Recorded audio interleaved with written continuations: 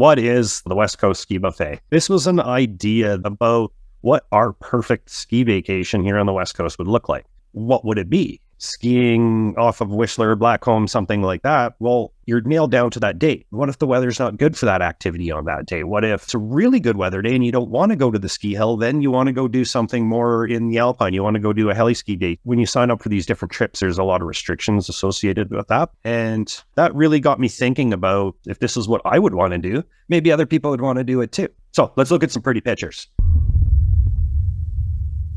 A little bit about me. I grew up in the Canadian Rockies, a little ski town just outside of Fernie, BC, which is close to Calgary in the heart of the Rockies. It's actually kind of a coastal snowpack area, unlike most of the other Rockies from the US all the way up through Canada into like Banff, Lake Louise area. I currently live in Squamish, which for all the Vancouver people, they'll know exactly where I am, but halfway between Vancouver and Whistler. Basically, so a great little sweet spot to here, very close to the town of Whistler, but not having to be in Whistler where it's a little bit busier. I started off snowboarding way back when, back in the early 80s when snowboarding was just sort of first taking off. Moved over to skiing, of course, when I started working in the mountains. And just basically because it's easier to get around on skis than it is on snowboard and the backcountry equipment that snowboarding currently has wasn't really an option back then. I worked as a ski patroller and avalanche tech in Fernie, moved on to avalanche forecasting, mainly for industrial projects.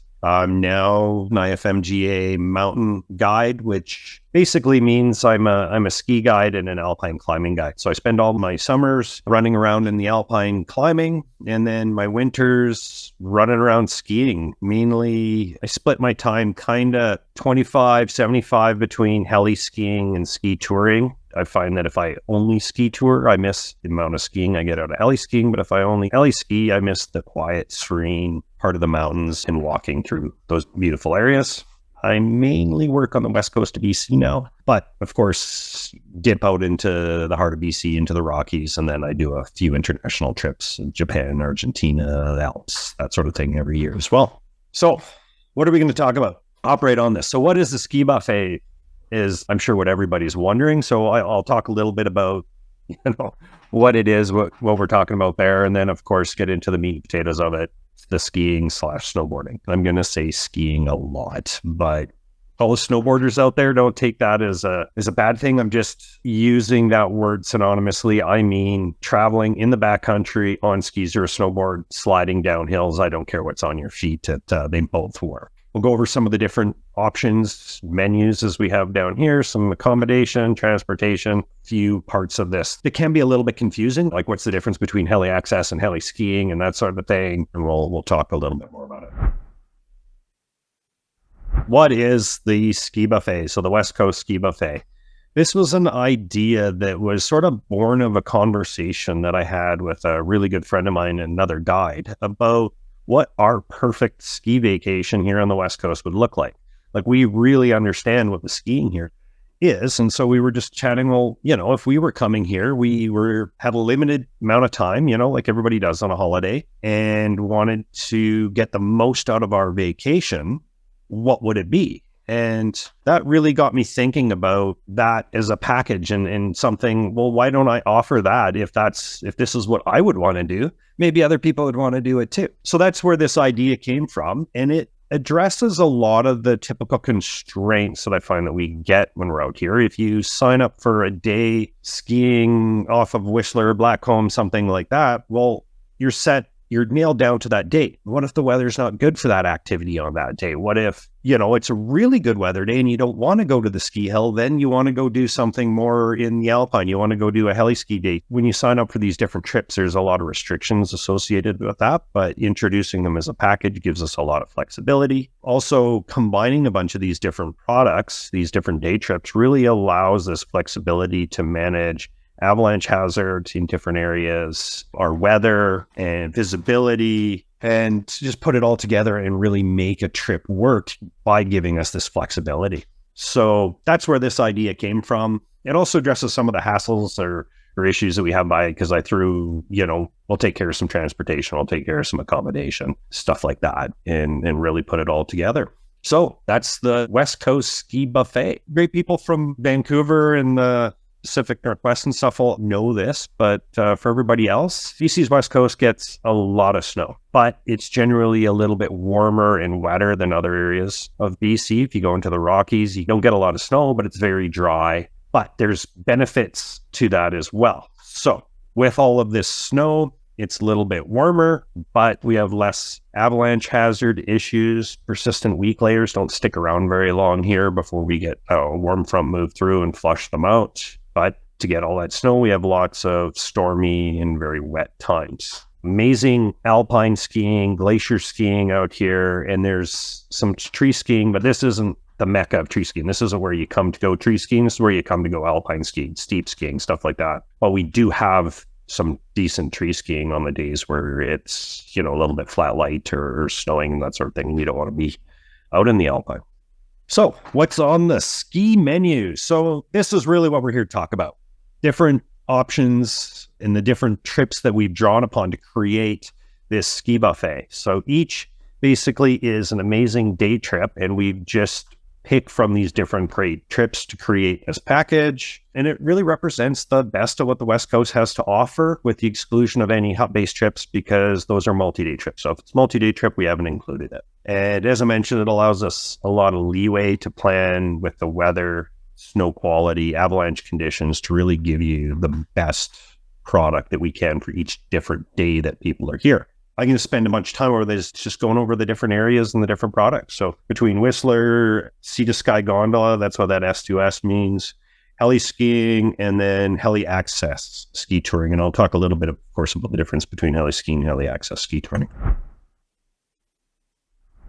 First, Whistler Blackhome Backcountry. So Whistler Blackhome used to be 2 ski hills. It's now 1 ski hill. It's 2 mountains basically in the town of Whistler. Well, it's arguably the best ski hill in Canada, but it also offers some amazing access into the backcountry. So when we're talking about Whistler Blackhome Backcountry, the idea is we hop on a ski lift, either on Whistler or Blackhome, take that lift up to as high as we can get it. Some days, if they're doing avalanche control, we can't get as high as other days, but take it as high as we can get it and dip out of bounds. And this is an amazing location for times when there's poor weather, warm weather, that kind of thing, because we can start our ski day quite high in the mountain. We do not need good visibility to get out skiing. It's not like when we're in a helicopter and the pilot has to see things. We can just go out, we can ski trees, we can ski in these different rocky areas. And realistically, the freshest powder that you're ever going to get is the stuff where it's actively falling out of the sky. And so storm skiing is really good. We have options here for almost any avalanche hazard, some great circuits. And what I mean by that is maybe we leave the ski hill in one area, but we'll come back to the ski hill at the end of the day in a different area. So we never have to repeat any terrain. We're always, discovering new areas, new slopes, new runs, and do these amazing circuits. There's really good steep skiing here as well for people that like to ski the steeps. Of course, that's not a requirement. Some good tree skiing options, and really quick egress and access. It's quick to get into the backcountry, and it's pretty quick to get back out. So let's look at some pretty pictures. This is a great example of West Coast tree skiing. This is, of course, Blackhome area. The skiing in the trees here is generally these open areas between fences of trees. This picture sort of captures a little bit of that. So we're going through this open area. Trees will tighten up for a second, and then it'll open up again, and we get some more open areas. Other times it'll be more narrow shots between some glaciers.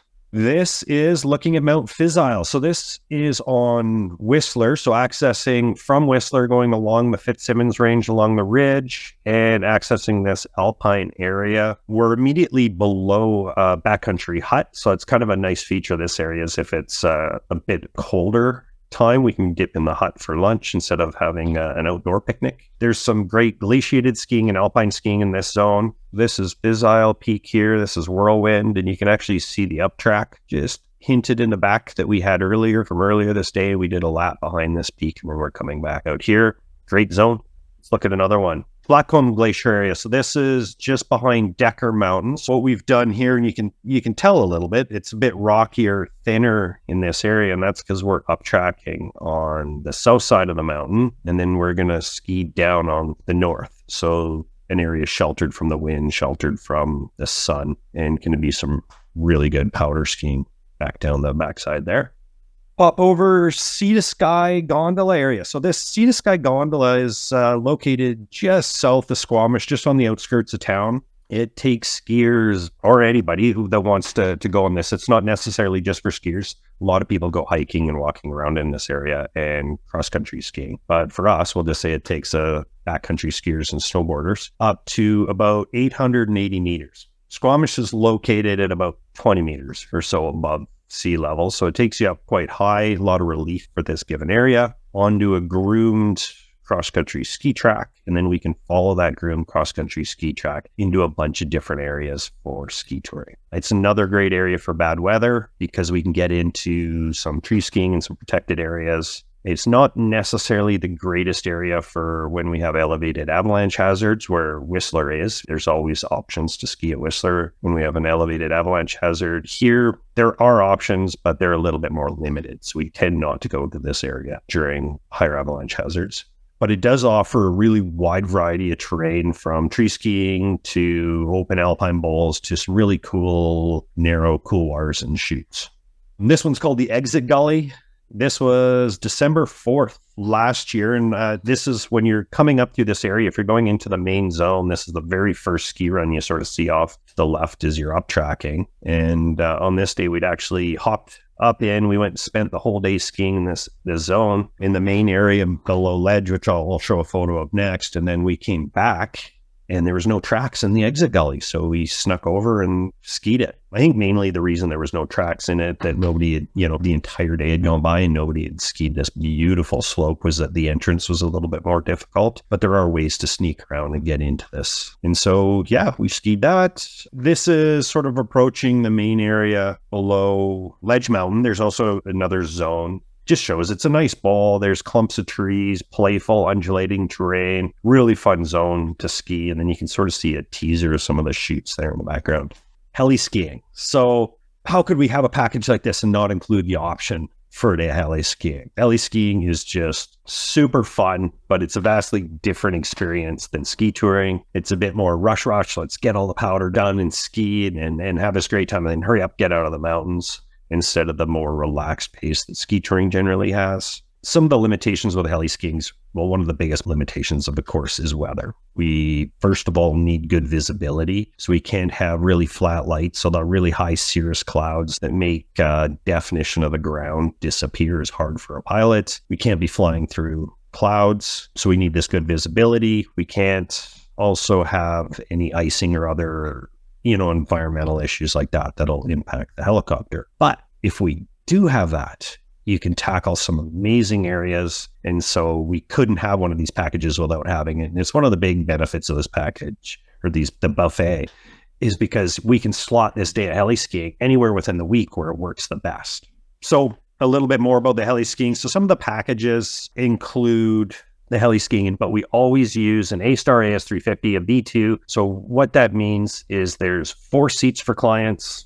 There's 1 seat for me or one of my guides, 1 seat for the pilot. Everybody faces forward. Everybody's basically gets a good window, whether it's the front or the sides, to look out of. So it's a really nice, comfortable helicopter to ski in, and it keeps the group small. This helicopter can land almost anywhere, so there's a lot of flexibility when we're out there. We generally run only 2 groups per helicopter, so that means when we're not using it, the helicopter's just sitting there waiting for us. It's not like we're ever sitting around waiting for the helicopter. The package will include 1.25 hours of flight time, which equates into 6 runs generally at a minimum, typically more into the 8 or 9 runs in a day is what we'll get. And then, of course, if people are fast and moving in and out of the helicopter quickly and efficiently, skiing quickly and efficiently, there's always the option to ski more. Of course, if we go over the 1 hour and 25 minutes or 1 hour, 15 minutes per group, there's a surcharge for the extra helicopter time because, of course, that's the biggest cost associated with flying around in a helicopter.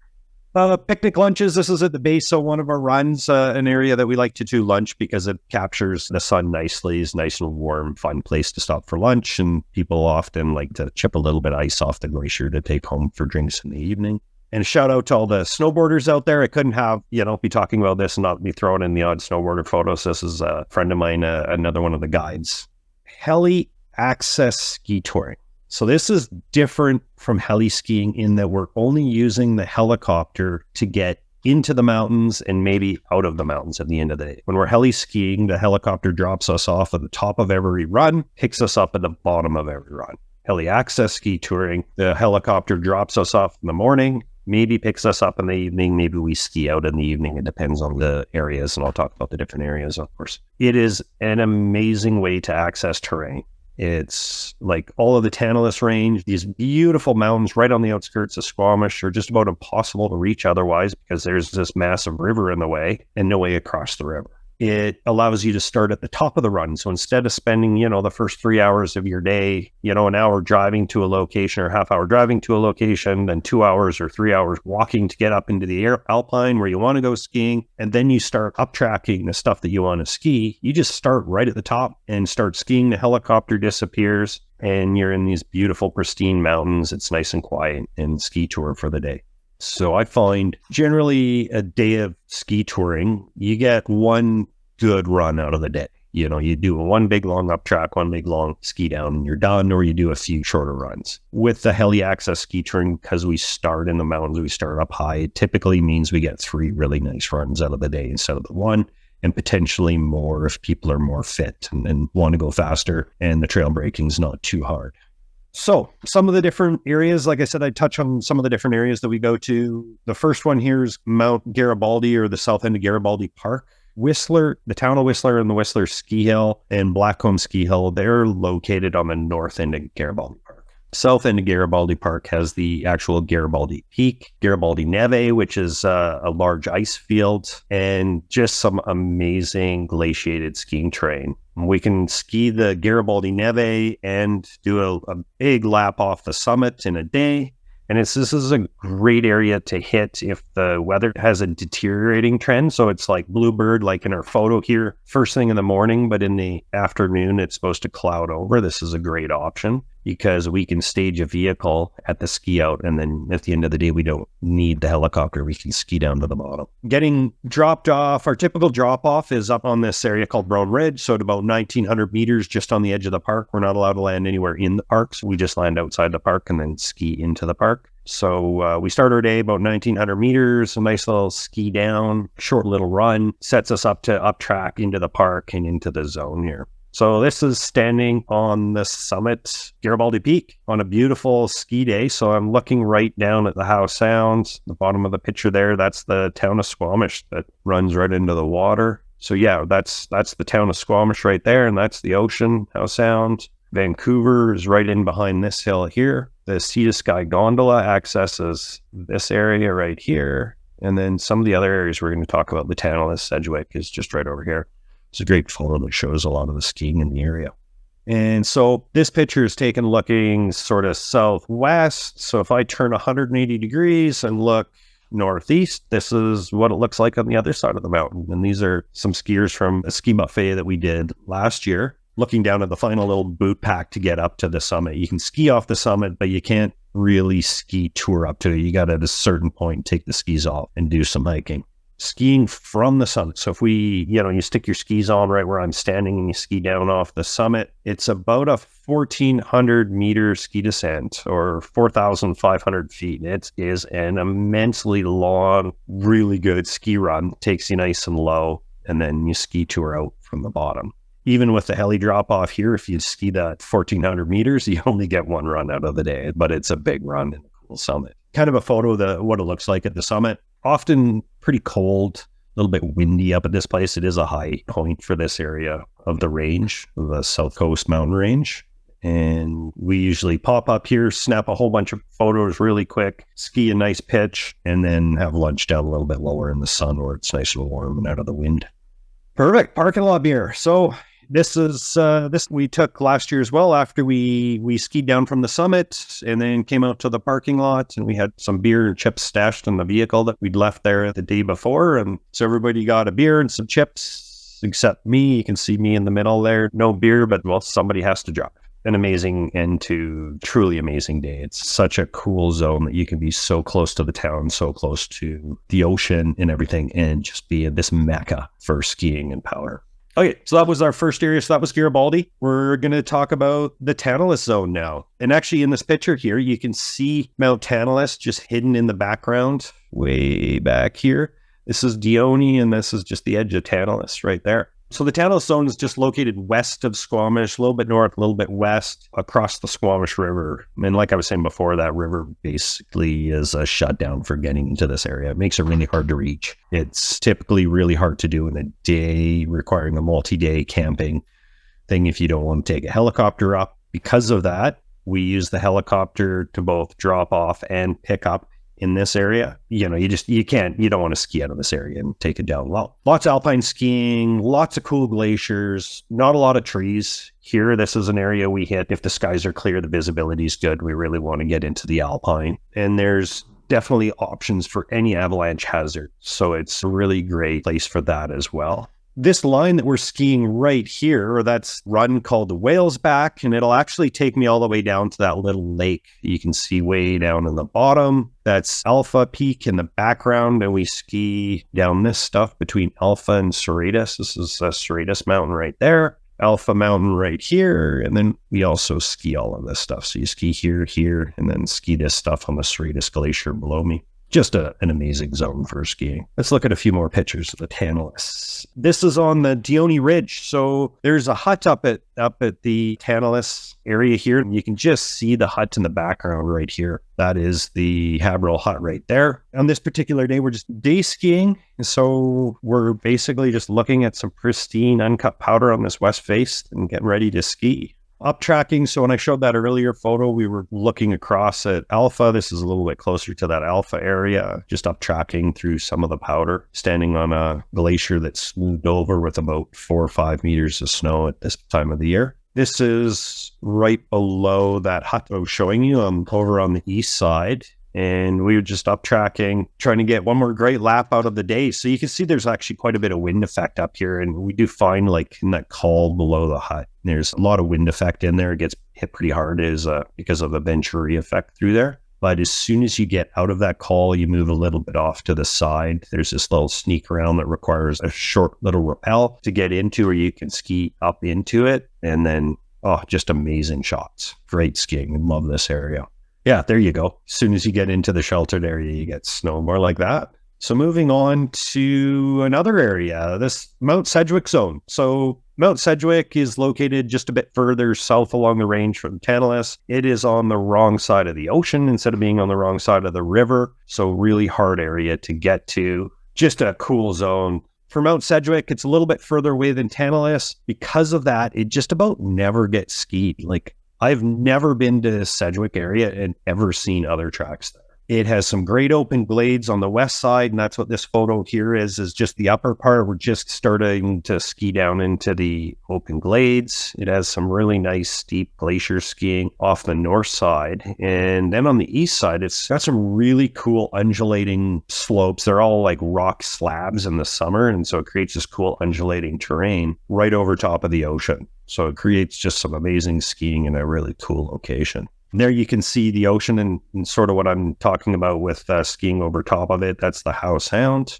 In this photo, we're just a little bit south of Sedgwick on the next little peak along that ridgeline that's called Mount Roderick on a run called Ramrod. In Squamish is just out of sight on the left of the photo here. Just like you can see, amazing, space tree skiing up in here, but also some great alpine skiing. I'm walking along the ridge. So my back right here is just to Mount Sedgwick, and where everybody's parked, they're looking down towards the ocean and down this east face of the peak. Of course, I have to throw in a couple of POW skiing photos. So yeah, this is skiing a bit off the northeast area of a peak that's just off of Sedgwick. It's called Coneybarrow.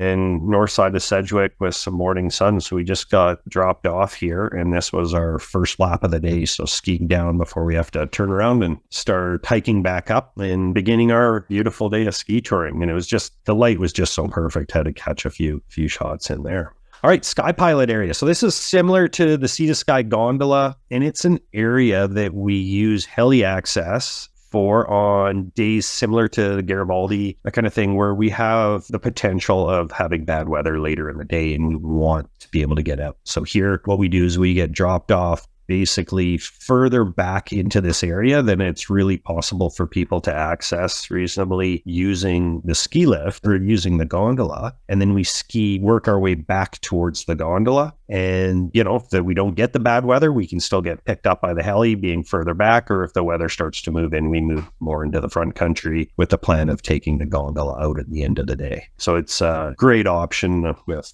deteriorating weather, or just on a bluebird day if we want to be in this area. We just stay further back there, and none of the people that use the gondola really get back very far. So up tracking through a gladed forest, this is, in the next valley back and behind Sky Pilot, and it's got a lot of this, sort of open tree terrain, not very long runs, but really nice, fun zone to play in. This is up on Goat Ridge. So we've spent the day skiing, and, this is more the setting sun getting towards the end of the day. And we're going to ski down a little couloir and exit. And basically just, the high setting sun over the ocean just looked really cool. This zone is really known for chutes. So here's us boot packing up it and then skiing back down one of the chutes in that area. And just really fun for this really confined skiing next to the rock walls, which is, really fun.